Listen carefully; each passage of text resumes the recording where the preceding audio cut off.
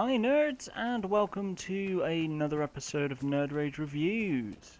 Today we are looking at Dragon Age Inquisition, another title by BioWare, who are bringing Andromeda out very soon, so everybody's really excited about that, especially me. We've been searching the region for Okay, Commander's orders. so today, No small task given recent troubles. with Dragon Age Inquisition, it doesn't exactly follow after the other Dragon Age games, so you don't so you don't actually have to worry about whether or not you've played the other Dragon Age games, because you can actually go to a website called Dragon Age Keep and you can manipulate what you've actually done in the previous games. So if you've done quite a lot, then you can put in what you have done.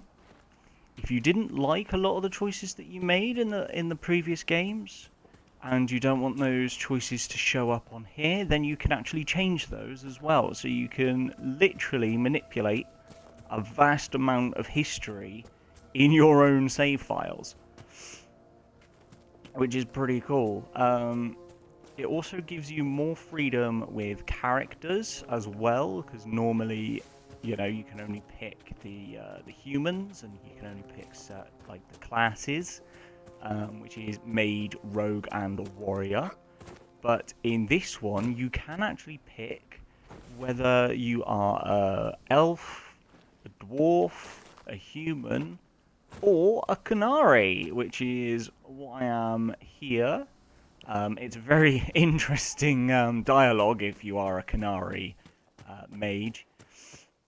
People don't really like the Canary mages, so it's brilliant fun to do. Now, the controls on this game are so simple to use. They are so easy. It's one of the easiest games to play. It is long. There is a lot of lore. My last save that I've done, which I'm not even the maximum level. I'm at level 27 when I completed it. I completed that game in a little under 230 hours, 240 hours. So there's a lot to do. The maps are huge. It's very simple to navigate, especially with your spells. When you're in combat mode, it's really easy to shift between what spells you've got open. And then when you do want to change, just go to your character record and you can set your abilities. It's so simple to do. Your trees are very self-explanatory. You can check what your attributes are and everything, what your behaviors are when you're not actually controlling that person as well, which is great for your artificial intelligence. Your character selection on this is fantastic. You get, I believe, you get three people of each class. So you get 3 rogues, 3 mages, and 3 warriors, and they're each different parts of those trees. So you can actually get a preview of what those are like. So that's really handy. There is a multiplayer option on this as well. The multiplayer option, you have, I believe it's 17 characters that you can choose from. You can't make your own, unfortunately, but you can customize those characters with armor and weapons that you find in the multiplayer system, which is kind of handy. Another cool thing about the Dragon Age games is, especially on this one, is you can go dragon hunting. On each map, there is one dragon, apart from one of the later maps, which is like a forest. It's a cross between a forest and Frostland, basically. There are 2 dragons there, which is great fun. And unless you're not prepared for it. If you're not prepared for it, then you're in trouble, because they will both come at you at the same time, and it's not fun having that happen. You can actually also get mounts as well, which allow you to travel. This is my mount. This is a Warnug, as it's called. It's great. I love my Warnug.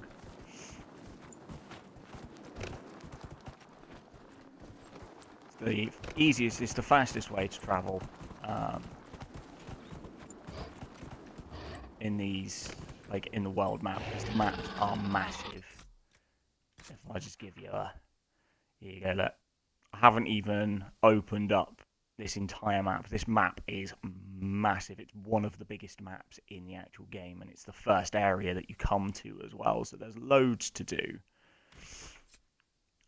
You can also go to different areas. You've got different quests in each place as well. There'll be more dots opened up. I'm quite early in the game at the minute.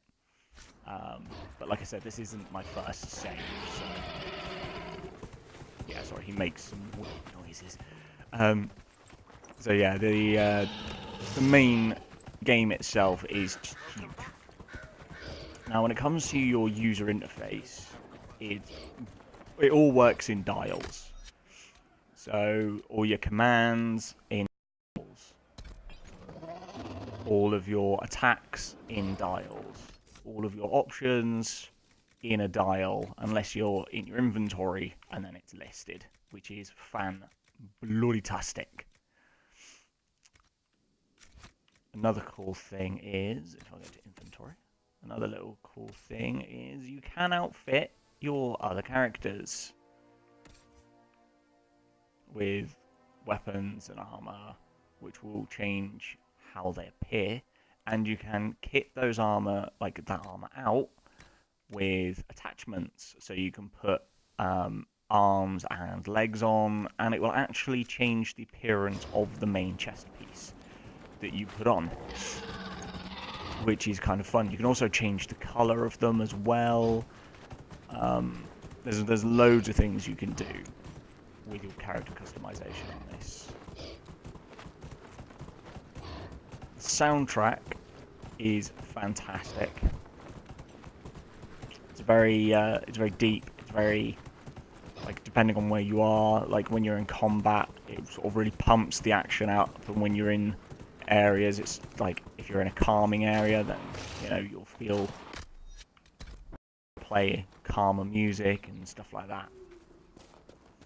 But it's a pretty fantastic system that they've got going on here. I do not want to know what's going on in this place, so let's leave.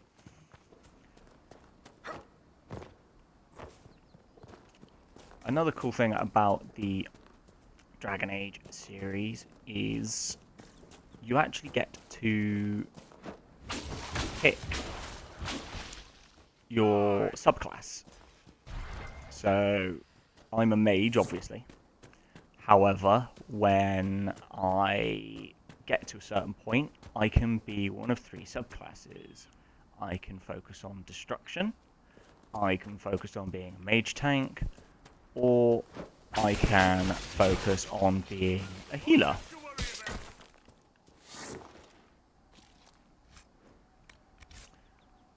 Healers are fun, but they're not the easiest classes to play, especially in this kind of game when you actually want to be able to do a fair amount of damage. No sympathy for the Mage Rebellion.